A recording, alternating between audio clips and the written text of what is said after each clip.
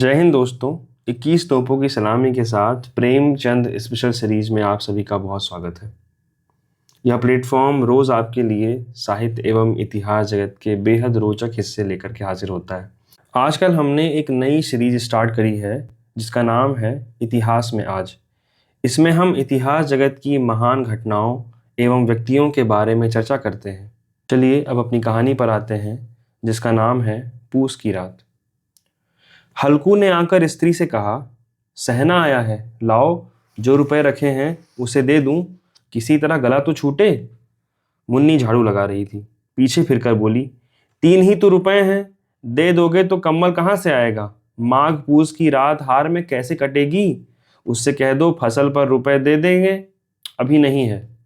हल्कू एक क्षण अनिश्चित दशा में खड़ा रहा। पूस सिर पर आ गया। बिना कम्बल के हार में रात को वह किसी तरह नहीं जा सकता, मगर सहना मानेगा नहीं। घुड़कियां जमावेगा, गालियां देगा, बला से जाड़े मरेंगे, बला तो सिर से टल जाएगी। यह सोचता हुआ वह अपना भारी भरकम डील लिए हुए, जो उसके नाम को झूठ सिद्ध करता था, स्त्री के समीप आ गया और खुशामद करके बोला, ला दे दे, गला तो छूटे, कम्बल के लिए कोई दूसरा उपाय सोचूंगा। मुन्नी उसके पास से दूर हट गई और आंखें तरेड़ती हुई बोली, कर चुके दूसरा उपाय, जरा सुनूं कौन उपाय करोगे। कोई खैरात दे देगा कंबल। न जाने कितनी बाकी है जो किसी तरह चुकने ही नहीं आती। मैं कहती हूं तुम क्यों नहीं खेती छोड़ देते, मर मर कर काम करो, उपज हो तो बाकी दे दो, चलो छुट्टी हुई। बाकी चुकाने के लिए तो हमारा जन्म हुआ है, पेट के लिए मजूरी करो, ऐसे खेती से बाज आए। मैं रुपए न दूंगी, न दूंगी। हल्कू उदास होकर बोला, तो क्या गाली खाऊं। मुन्ने ने तड़प कर कहा, गाली क्यों देगा, क्या उसका राज है। मगर यह कहने के साथ ही उसकी तनी हुई भौहें ढीली पड़ गईं। हल्कू के उस वाक्य में जो कठोर सत्य था, वह मानो एक भीषण जंतु की भांति उसे घूर रहा था। उसने जाकर आले पर से रुपए निकाले और लाकर हल्कू के हाथ पर रख दिए। फिर बोली, तुम छोड़ दो अब की से खेती। मजूरे में सुख से एक रोटी खाने को मिलेगी, किसी की धौंस तो ना रहेगी। अच्छी खेती है, मजूरी करके लाओ, वह भी उसी में झोंक दो, उस पर से धौंस। हल्कू ने रुपए लिए और इस तरह बाहर चला मानो अपना हृदय निकाल कर देने जा रहा हो। उसने मजूरी में से एक एक पैसा काट काट कर 3 रुपए कम्बल के लिए जमा किए थे। वह आज निकले जा रहे थे। एक एक पग के साथ उसका मस्तक अपनी दीनता के भार से दबा जा रहा था।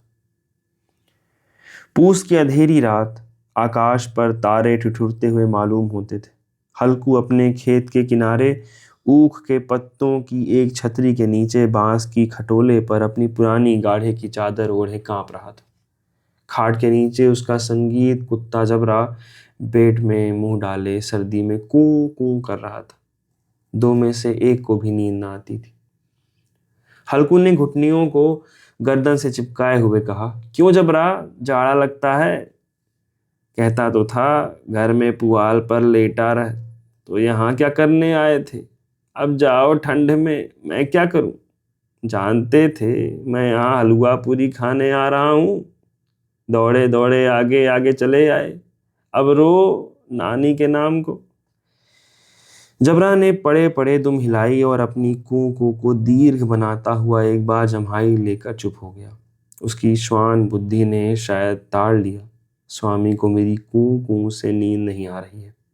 हल्कू ने हाथ निकालकर जबरा की ठंडी पीठ सहलाते हुए कहा, कल से मत आना मेरे साथ, नहीं तो ठंडे हो जाओगे।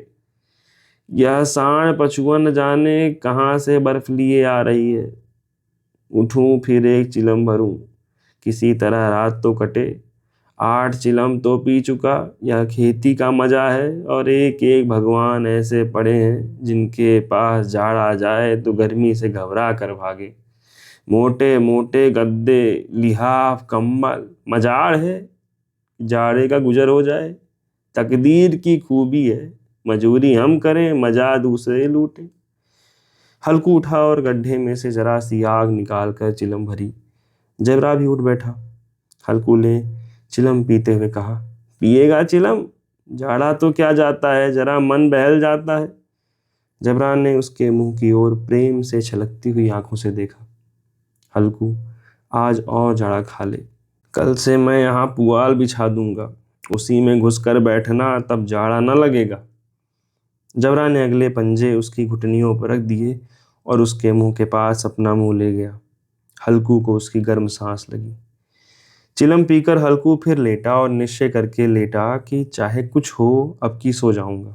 पर एक ही क्षण में उसके हृदय में कंपन होने लगा। कभी इस करवट लेटता, कभी उस करवट, पर जाड़ा किसी पिशाच की भांति उसकी छाती को दबाए हुए था। जब किसी तरह न रहा गया तो उसने जबरा को धीरे धीरे से उठाया और उसके सिर को थपथपाकर अपनी गोद में सुला लिया। कुत्ते की देह से जाने कैसी दुर्गंध आ रही थी, पर वह उसे अपनी गोद में चिमटाए हुए ऐसे सुख का अनुभव कर रहा था जो इधर महीनों से उसे न मिला था। जबरा शायद समझ रहा था कि स्वर्ग यही है, और हल्कू की पवित्र आत्मा में तो उस कुत्ते के प्रति घृणा की गंध तक न थी। अपने किसी अभिन्न मित्र या भाई को भी वह इतनी ही तत्परता से गले लगाता। वह अपनी दीनता से आहत न था, जिसने आज उसे इस दशा में पहुंचा दिया। नहीं, इस अनोखी मैत्री ने जैसे उसकी आत्मा के सब द्वार खोल दिए थे और उसका एक एक अणु प्रकाश से चमक रहा था। सहसा जबरा ने किसी जानवर की आहट पाई।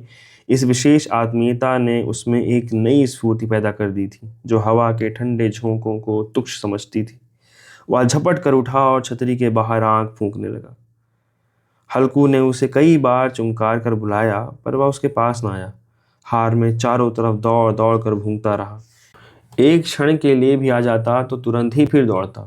कर्तव्य उसके हृदय में अरमान की भांति उछल रहा था। 1 घंटा और गुजर गया।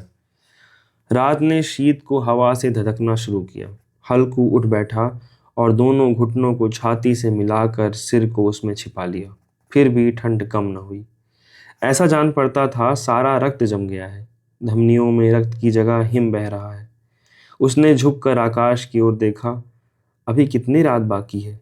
सप्तर्षि अभी आकाश में आधे भी नहीं चढ़े। ऊपर आ जाएंगे तब कहीं सवेरा होगा। अभी पहर भर से ऊपर रात है। हल्कू के खेत से कोई एक गोली के टप्पे पर आमों का एक बाग था। पतझड़ शुरू हो गई थी।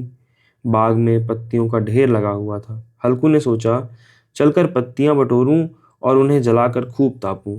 रात को कोई मुझे पत्तियां बटोरते देखे तो समझे कोई भूत है। कौन जाने कोई जानवर ही छिपा हो बैठा हो। मगर अब तो नहीं बैठे रहा जाता। उसने पास के अरहर के खेत में जाकर कई पौधे उखाड़ लिए और उनका एक झाड़ू बनाकर हाथ में सुलगता हुआ उपला लिए बगीचे की तरफ चला। जबरा ने उसे आते देखा तो पास आया और दुम हिलाने लगा। हल्कू ने कहा, अब तो नहीं रहा जाता जबरू, चलो बगीचे में पत्तियां बटोर कर तापें। टाठे हो जाएंगे तो फिर आकर सोएंगे। अभी तो रात बहुत है। जबरा ने कूं कूं करके सहमति प्रकट की और आगे आगे बगीचे की ओर चला। बगीचे में खूब अंधेरा छाया हुआ था और अंधकार में निर्दय पवन पत्तियों को कुचलता हुआ चला जाता था। वृक्षों के ओस की बूंदें टप टप नीचे टपक रही थी। एकाएक एक झोंका मेहंदी के फूलों की खुशबू लिए हुए आया। हल्कू ने कहा, कैसी अच्छी महक आई जबरू, तुम्हारी नाक में भी कुछ सुगंध आ रहा है। जबरा को कहीं जमीन पर एक हड्डी पड़ी मिल गई थी, उसे छिचोड़ रहा था। हल्कू ने आग जमीन पर रख दी और पत्तियां बटोरने लगा। जरा देर में पत्तियों का एक ढेर लग गया। हाथ ठिठुरे जाते थे, नंगे पांव गले जाते थे और वह पत्तियों का पहाड़ खड़ा कर रहा था। इसी अलाव में वह ठंड को जलाकर भस्म कर देगा। थोड़ी देर में अलाव जल उठा। उसकी लौ ऊपर वाले वृक्ष की पत्तियों को छू छू कर भागने लगी। उस अस्थिर प्रकाश में बगीचे के विशाल वृक्ष ऐसे मालूम होते थे मानो उस अथाह अंधकार को अपने सिरों पर संभाले हुए हों। अंधकार के उस अनंत सागर में यह प्रकाश एक नौका के समान हिलता मचलता हुआ जान पड़ता था। हल्कू अलाव के सामने बैठा आग ताप रहा था। एक क्षण में उसने दोहर उतार कर बगल में रख ली और दोनों पांव फैला लिए, मानो ठंड को ललकार रहा हो। तेरे जी में जो आए सो कर। ठंड की असीम शक्ति पर विजय पाकर वह विजय गर्व को हृदय में छिपा न सकता था। उसने जबरा से कहा, क्यों जब्बर, अब ठंड नहीं लग रही है। जबरा ने कू कू करके मानो कहा, अब क्या ठंड लगती रहेगी। पहले से यह उपाय न सूझा, इतनी ठंड क्यों खाते? जबरा ने पूछ हिलाई। अच्छा आओ इस अलाव को कूद कर पार करें, देखें कौन निकल जाता है। अगर जल गए बच्चा तो मैं दवा न करूंगा। जबरान ने उस अग्निराश की ओर कातर नेत्रों से देखा। मुन्नी से कल न कह देना, नहीं तो लड़ाई करेगी। यह कहता हुआ वह उछला और अलाव के ऊपर से साफ निकल गया। पैरों में जरा लपट लगी पर वह कोई बात न थी। जबरा आग के इर्द गिर्द घूम कर उसके पास आ खड़ा हुआ। हल्कू ने कहा, चलो चलो, इसकी सही नहीं, ऊपर से कूद कर दिखाओ। वह फिर कूदा और अलाव के इस पार आ गया। पत्तियां जल चुकी थीं, बगीचे में फिर अंधेरा छाया था। राख के नीचे कुछ कुछ आग बाकी थी, जो हवा का झोंका आ जाने पर जरा जाग उठती थी, पर एक क्षण में फिर आंखें बंद कर लेती थी। हल्कू ने फिर चादर ओढ़ ली और गर्म राख के पास बैठा हुआ एक गीत गुनगुनाने लगा। उसके बदन में गर्मी आ गई थी, पर ज्यों ज्यों शीत बढ़ती जाती थी उसे आलस से दबाए लेता था। जबरा जोर से भूंग कर खेत की ओर भागा। हल्कू को ऐसा मालूम हुआ कि जानवरों का एक झुंड उसके खेत में आया है। शायद नीलगाय का झुंड था। उनके कूदने दौड़ने की आवाजें साफ कान में आ रही थी। फिर ऐसा मालूम हुआ कि वह खेत में चर रही हैं। उनके चबाने की आवाज चर चर सुनाई देने लगी। उसने दिल में कहा, नहीं, जबरा के होते हुए कोई जानवर खेत में नहीं आ सकता। नोच ही डाले, मुझे भ्रम हो रहा है। कहाँ? अब तो कुछ नहीं सुनाई देता। मुझे भी कैसा धोखा हुआ। उसने जोर से आवाज लगाई, जबरा जबरा। जबरा भूंकता रहा, उसके पास ना आया। फिर खेत के चरे जाने की आहट मिली। अब वह अपने को धोखा न दे सका। उसे अपनी जगह से हिलना जहर लग रहा था। कैसा दंदाया हुआ बैठा था। इस जाड़े पाले में खेत में जाना, जानवरों के पीछे दौड़ना असूझ जान पड़ा।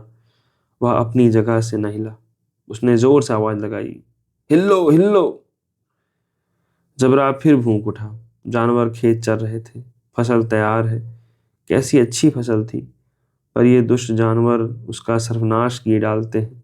हल्कू पक्का इरादा करके उठा और 2-3 कदम चला, पर एकाएक हवा का ऐसा ठंडा चुभने वाला बिच्छू के डंक का सा झोंका लगा कि वह फिर बुझते हुए अलाव के पास आ बैठा और राख को कुदेर कर अपनी ठंडी देह को गरमाने लगा।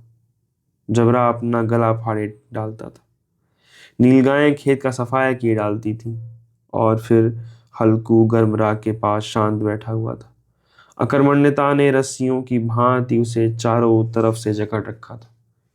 उसी राख के पास गर्म जमीन पर वह चादर ओढ़कर सो गया।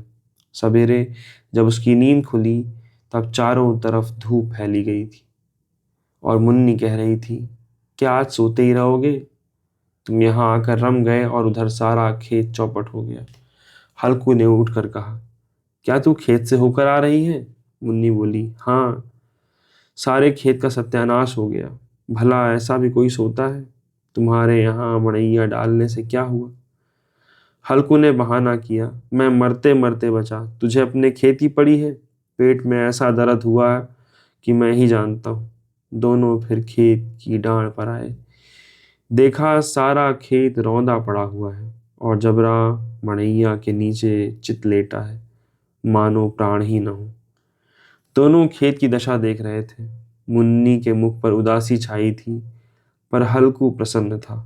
मुन्नी ने चिंतित होकर कहा, अब मजूरी करके मालगुजारी करनी पड़ेगी। हल्कू ने प्रसन्न मुख से कहा, रात की ठंड में यहाँ सोना तो न पड़ेगा। बहुत शुक्रिया। यह कहानी यहीं समाप्त होती है। आप इस चैनल के प्लेलिस्ट को ज़रूर एक्सप्लोर कीजिए। आपको और बहुत अच्छी अच्छी कहानियाँ और भी हम कई कार्यक्रमों को लेकर आएंगे। बहुत शुक्रिया। हम जल्द हाजिर होंगे। नमस्कार।